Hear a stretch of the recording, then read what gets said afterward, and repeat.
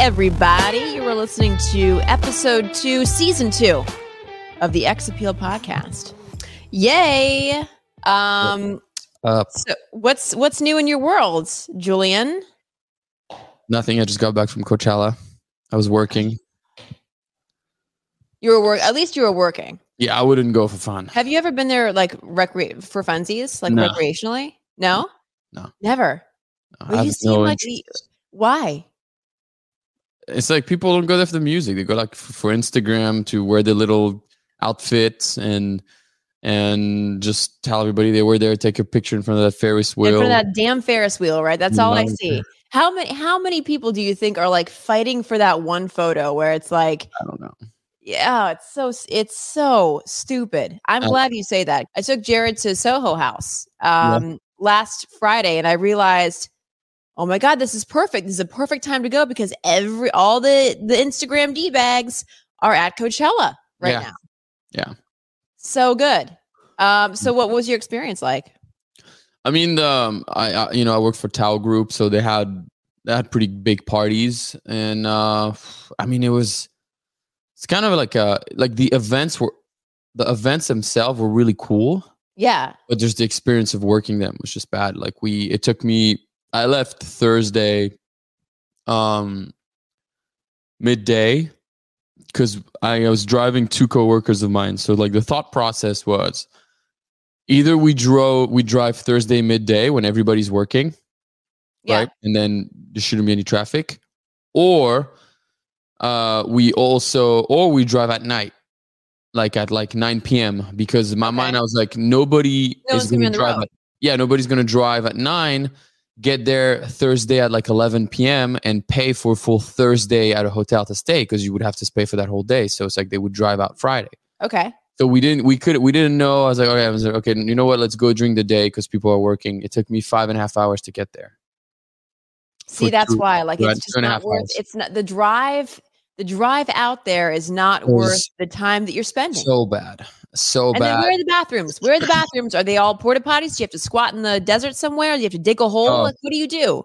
I don't know, because we stayed in an awesome house that had a huge ranch with a polo field and a pool. And this is where the party was going to be at. So we stayed at the house where the party was going to be. So it was very convenient. So you had to go to the bathroom. I would just go in the house.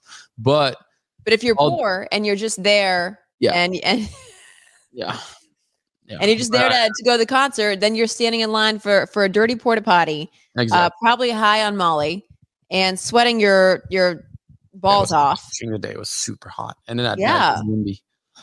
Dehydrated. So, I mean, I didn't see any performances. The events that we threw were really cool, but I was just like, I was happy to get home Sunday night. It sounds miserable. There's nothing about Coachella that I ever want to be at.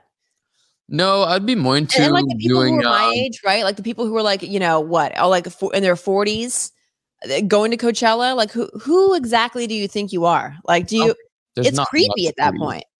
There's no 40-year-olds. Yes, there are. Oh, yes, there are. Definitely. Alessandra Ambrosio goes. She's either in her 40s or approaching in her 40s. Yeah, but she's like a top 10 famous model. She's for sure taken care of everywhere she goes. She'll probably go see a concert backstage and everything. Yeah. Okay. So. Anyway, so moving on from Coachella, I know that you hate celebrities.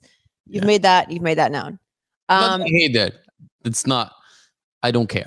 I don't care. You don't care, but yet you're an actor. You don't care, but you're an actor. Yeah, I'm not a host. I'm an actor. I act.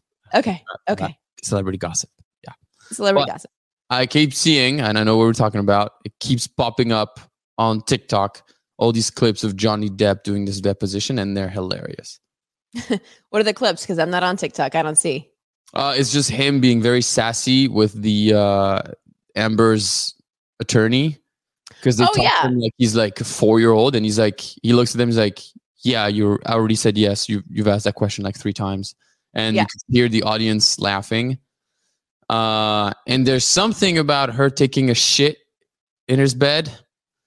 Yeah. So speaking of Coachella, basically like this is where And I'll explain what this Johnny Depp Amber Heard trial is all about in a second. But like the whole shitting in the bed thing is like that's the crescendo of the entire divorce, right? Like the moment that Johnny Depp realized he had to file for divorce was when Amber went to Coachella for the weekend. This was during her birthday, So last year, somebody who was at the house took a picture of their bed. And on Johnny's side of the bed, there was a giant deuce on his side of the bed. And and he just laughed. He's like, my first reaction was to just laugh because what else are you going to do? It's so shocking. It's so disgusting. Yeah. His first reaction was, oh, that's funny. So his friend and him went back and forth. And then he called her. She tried to blame it on the dogs. Okay. They have 2 teacup Yorkies. That's like, not human. I picked up their shit. That's not what it looks like. Try again. So I'm not sure what happened after that, but how did they figure out it was her? How do you figure out it was her? Yeah. I think she was the only person who had access to his bedroom, and she was there at the time. And I don't know. They were beating pretty hard. What? They were fighting already? Like yeah. They were. This relationship was just like 2 toxic people coming together and jumping in a dumpster and setting that dumpster on fire, and then a train hits that dumpster and sends it over a cliff, and then vultures feed off the contents of that dumpster. That's what the Johnny Depp Amber Heard trial is all about. So for anybody who doesn't know how this whole thing started, they divorced in 2016, and or sometime before that, and he is now suing Amber Heard for defamation after she claimed that she was abused by somebody in Hollywood. Never used his name, but she was talking about it in The Sun, which is like this UK publication. So he sued The Sun for libel. He lost that trial, and now the trial's moved to Virginia, of all places. Don't really know why. But they're both suing each other, and it's like $100 million lawsuit. So that's kind of like, and in that lawsuit, I don't know why, but they're like, yeah, cameras can be in the courtroom, and yeah, like you can hear all these crazy audio recordings of him going berserk on drugs, blacked out. There's photos of one time when she threw a vodka bottle at him and it severed the tip of his finger. Yeah. And he wrote in paint and in his own blood different messages like all over the house, accusing her of cheating on him with Billy Bob Thornton, etc. But why are they suing each other? So he's suing because he says that you're using my name to say I abused you when I didn't. Yeah, he's suing her for defamation because he said he never abused her, and she's countersuing him. Not really sure what the origin of that is, but I would have to imagine for career damages, because both of them right now are poison in Hollywood. Well, so, I think her more than him. You think so? Why?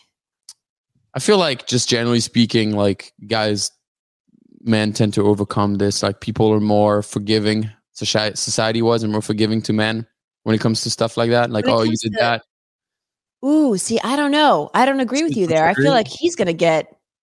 I don't know if he's ever going to be in a successful movie again after that. I don't know, because here's the thing, right? I feel like some people are going to be like, okay, well, you guys had a crazy relationship, but she shit on your bed, for example, and she threw bottles at you. So she drove you crazy, which she drove you to do this. So it's not your fault. You reacted poorly, but basically you were dating a psycho. I feel like that's kind of how it's going to. And like basically she egged him on, like egged on his drinking, egged on his drug abuse. Exactly. And then I feel like nobody, unfortunately, might take the side of she might be 100% right, but nobody's going to take the side of the psycho woman who shot.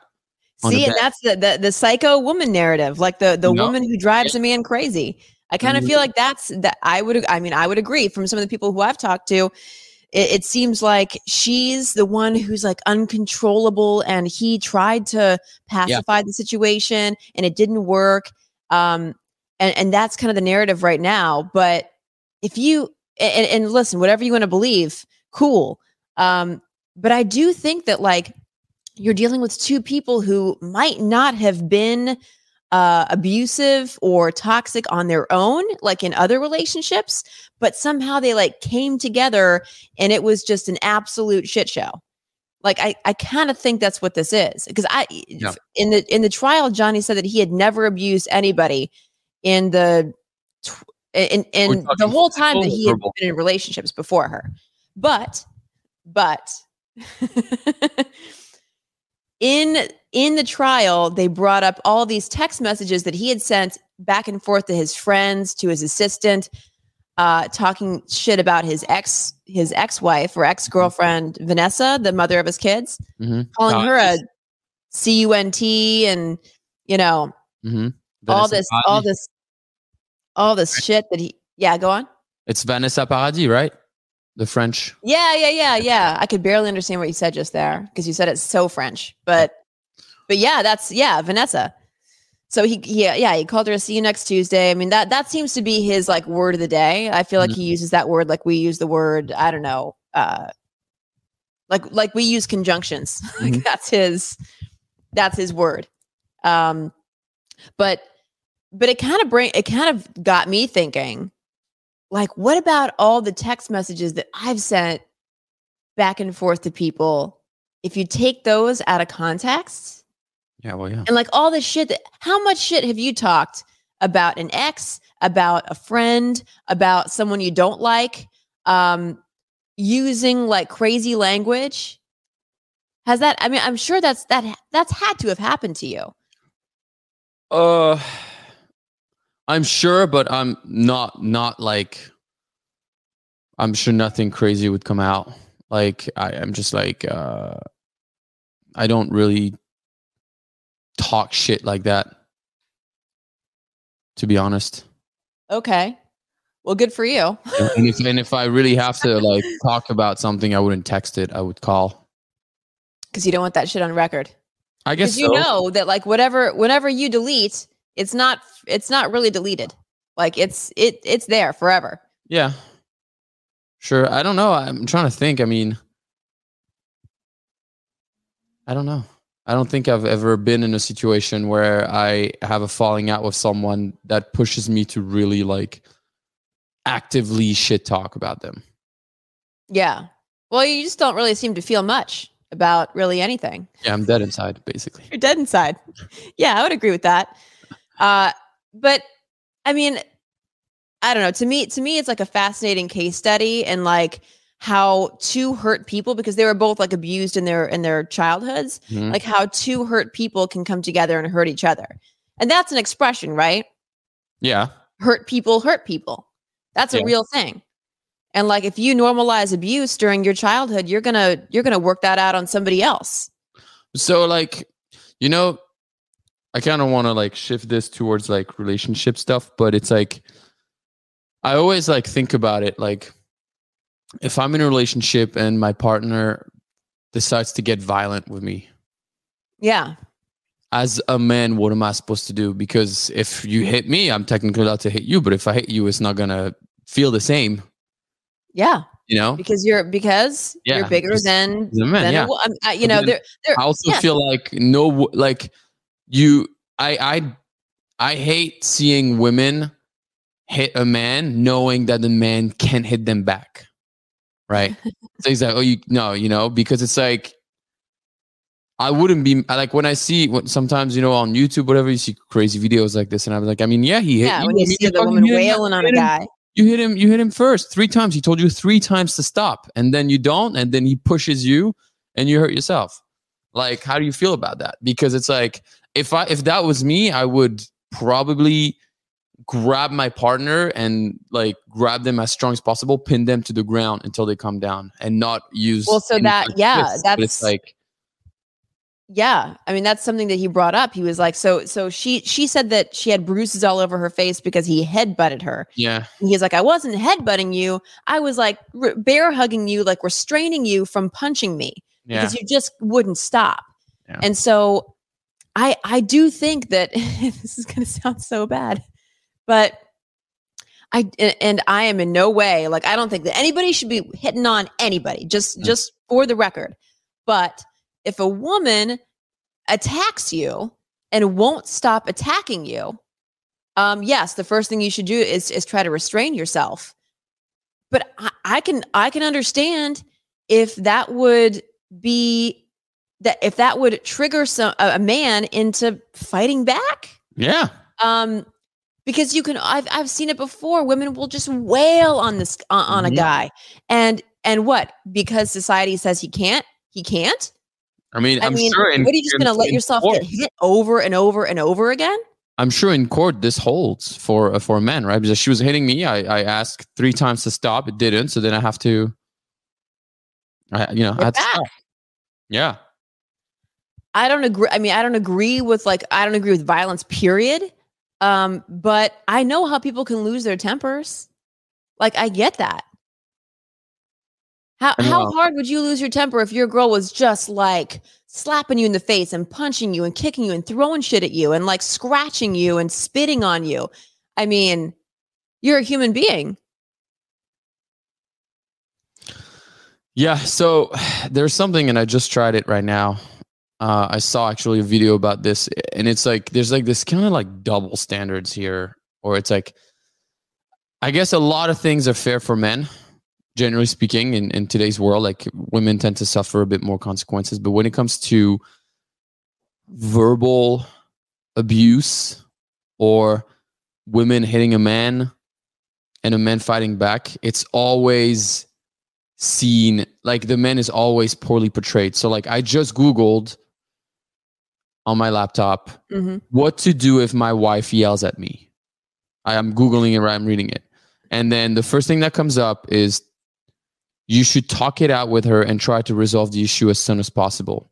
Okay. Shouting at one's life partner in public is extremely demeaning. Okay. And then it goes on. And then you get quarrel question. Is it normal if my wife yells at me? Reddit, whatever. And then I Googled what to do if my husband yells at me. The first thing that comes out is the hotline.org domestic violence. Wow. It's crazy. That is interesting. That's crazy. And but you have to, but you also have to, it's okay. So we've talked to relationship experts on this podcast before, and specifically like abuse. Person workers, experts on abuse inside a relationship. And they've said that a lot of times it is almost equal, where like men are reporting abuse maybe just as often, or like slightly less than women are. And this is despite social, constraints, and despite like social stigma on men reporting sexual violence and abuse. Like, it still is almost equal. So what does that tell you? That tells you that it's happening a lot more than we talk about. Yeah, for sure. But like, so for example, like how do you see this? For example, my rule is, in a relationship, you should never insult your partner, even if you're in a fight. You should use your words to explain why you're mad, and if you're yelling, that's fine. You're allowed to be mad and be angry, but my rule is there should never be name calling. It should never be, you're a fucking piece of shit. Yeah, exactly. No, that's and also, right? That is my rule. Right. So if that happens in a relationship, and then there's an argument, and my partner does this, that's, to me, is a hint. I'm like, we're about to be done. Yeah, you're breaking. So I think that every couple should have a rules of engagement when it comes to fighting. But what do you make of if somebody does this to me? Like, what do you make of that, right? Like, do you think it's okay if a partner yells at one, insults them, that their partner will insult them back? You mean like eye for an eye, or like, Because it's like the same thing, right? As a man, I don't think you should hit a woman, but if a woman starts to hit me, then I'm going to knock her out. Right? But like, it feels wrong to say. It does. Like, you as a woman, what's your take on that? As a woman, when it comes to physical violence, I mean, obviously, I don't think it should get physical in the first place. But I really don't think you should pick a fight and expect nothing to happen to you. As a woman. As a woman, yeah. Like, I can't expect for me to just for my boyfriend or my husband to just allow me to wail on him. Yeah. Like that's not okay. Would he just because he's a man, he's going to take the abuse over and over and over again? No, at some point they're going to lose their temper, they're going to lash out, and I might get hurt. Yeah. So to protect myself, walk away. If you're feeling those kinds of feelings where like you want to be physically violent with somebody, and I've only felt that a handful of times in my life. Only once have I ever smacked a guy across the face. And that was my ex-husband when I found out he was cheating on me. Mm-hmm. So and at that point, I mean, yes, there was restraint that was exercised after that, but no, I don't think that you should do anything that you wouldn't expect to come back to you. Yeah. And as far as, like rules for fighting, I do think it's so important that couples have rules because it can, you call each other names in the heat of the moment. That shit doesn't go away. You think about that after the fight's over with. Yeah. You don't dig in. Like if you feel like you're about to say something crazy to that person, like really, really hurtful, take a step back because you are 98% of the time going to regret that. Yeah. And full disclosure, like Jared and I have been going to couples therapy, which I think is good. And one of the big reasons we've gone is to learn how to fight with each other, like learn how to manage those arguments. So you get through them and you're a happier couple and you learn from those arguments and you grow instead of like, oof, because fights can get nasty. Of course. Just absolutely nasty. And it can cause big time trauma. Mm-hmm. Like these two people, whatever, they have bazillions of dollars, but like, you can't therapize your way out of, or you can't money your way out of trauma. So they're both going to be broken after this. They are broken. They were broken before they got in their relationship. And that's the fallout from arguing like that and not knowing how to do it.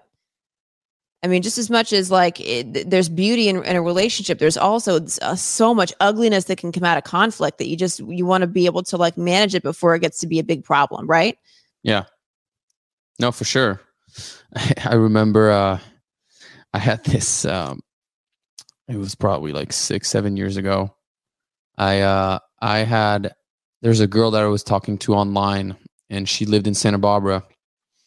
And she decided to finally make her way to LA. She had some friends or whatever. So she came to see her friends, and then we ended up linking up. And long story short, she came back to my place, and I think I'll always remember that. Okay. Oh God. Oh God. It's gonna be a doozy. It's gonna be a good one. She was on top of me, doing whatever we're doing. Okay. And she came to completion and she looked at me and she was like, all right, I'm done with you. I'm over it. And just rolled over. Woo. Okay.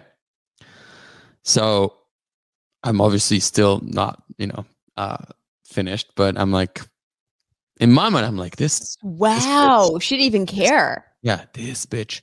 Now, it's a thing to say, I am so tired. I'm so sorry, I'm so tired. Like, I can't. Or like, it's getting painful. Like, I'm so tired. Whatever. Like, whatever. But I'm over you. I'm over you? She said, I'm over you? Yeah, I'm over you. Yeah. Was just like a trigger. So. That's a nasty thing to say. I was raised well. So, obviously, I didn't force anything. I was like, just kind of swallowed it and be like, okay, great. So I got up, went to the shower, whatever, brushed my teeth, get ready for bed. This girl lives in fucking Santa Barbara. She's had a few drinks. So what am I supposed to do? She had some friends here, but I guess whatever, like it was kind of like, it's already like 2 or 3 a.m. Just leave at 7, and that's it. So I go to bed and she's laying there. And then she's like, why are you not talking? And I was like, I'm tired. You said you're done, so let's go to sleep. Yeah. And then she goes, wow, you're such an asshole. And I was like, excuse me? It's like, you're such a fucking asshole. I can't believe that. like you're not talking to me now. I was like, you do know that like you're like in my home right now, and calling me an asshole in my bed. Like what you did was not cool, but I'm okay with it. I'm being nice. I'm letting you stay here. Yeah. And now you're insulting me. She's like, yeah. And I was like, do not insult me. Like, do not name call me. And yeah. She's like, yeah, right in there. And then she said it again. You're an asshole. And then that's when I was like, all right. I got up on my bed. I grabbed my covers, yanked them out of my bed. So she was just in there. Oh, I know what's going to happen next. I grabbed all her shit. I opened my door. I threw it out of my apartment, which is in a building. Gently told her to leave. I didn't even touch her. I was like, get the fuck out of my house. It was like 3 a.m. She left my house. You're clapping. So she's like, what the fuck? What do you mean? I was like, get the fuck out of my house. I was pissed. She left my house, and I lived in a building at the time that had like security 24/7. Yeah. Picked up the phone, call security. Is like, there is somebody that's in front of my house that I do not want here. Please escort her out. Never heard from her again. Good where she went. For fucking you. Good for you. You know, and it's not your problem what happens to her afterwards. I'm sorry, but it's not. She is no longer your responsibility. She treated you like dog shit when she was with you in your home. Exactly. And it was just like, you know, it's like that. And that's the thing, right? It's like, as a man, there was so much more that I wanted to do, but I was like, I need to take action on this in a way that I will still respect myself, but also where I stood up for myself, but also I can't like lash out on this person. And that was here's the bigger question. What if you later found out that she tried to walk home or tried to walk to get to transportation and wound up getting attacked by somebody? Honestly, with Did you feel bad? Honestly, with the mouth that she had and how she talked to people, I wouldn't be surprised that she gets somebody who wants to. You can't talk to people. That's the thing. No, right. But that's true. That's true. And that's why I say you can't throw abuse out there and not expect it to come back to you. Yeah. You know? No, absolutely. I mean, it was crazy. Oh my God. Yeah. Wow. That's a good story. Yeah, that's a good story. I wish I could have been a little fly on the wall. The worst I ever did was I steal one of your brownies? I think I stole one of your cookies. Sure, but I don't think I did. Out anyways. I did. It's not in my nature. It's really I'm not like the most vocal and affectionate guy, but I'm also not like an asshole. Like if it's late and stuff, I'm never one to be like, yeah, I think you should go home. You know, it's like No, look, if she had been a civil person to you, you would have let her stay. You probably would have fucking like cooked your breakfast the next morning. If she was like a decent, well, you did that with me. Sure, but like not with her talking to me that way or like. No, but I'm saying if she had been a decent like person. If you don't tell me you're over me like mid-sex, then yeah. Like I know you. You're a gentleman. Like you really are. Yeah, try to be. Like, you're not like that. You know? So for you to get pushed to the brink like that and to get that pissed off, she must have really. Yeah, she was. And now imagine what she'd be like to be in a relationship with. Jesus. Oh my God. Woo! Nightmare and a half. Yeah. Would you? If your man was really really really mad at you, would he and like you find like he pissed on your side of the bed? What would that do? He pissed on my side of the bed? On your pillow, yeah. I'd be like, I'm a really bad judge of character. I'm gonna escort myself out. Is that a deal breaker? Yeah. Any bodily function in the bed? Yeah. Besides coming is yes. Even if you've been with him for 5 years.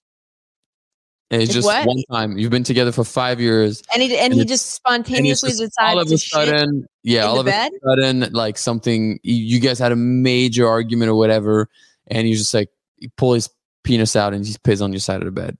I don't think I would. I first of all, I can't see Jared ever doing that. And if he did, I would probably be like, well, we need to go to have a double session this week. Oh, so you wouldn't be out. He wouldn't. You know why? Because I have his kid.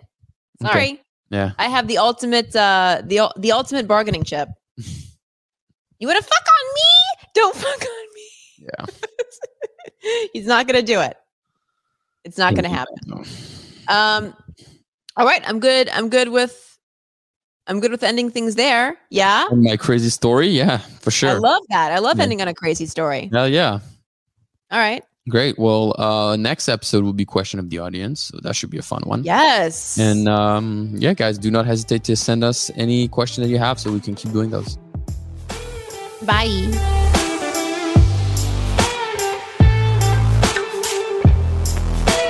A Hurrdat Media Production.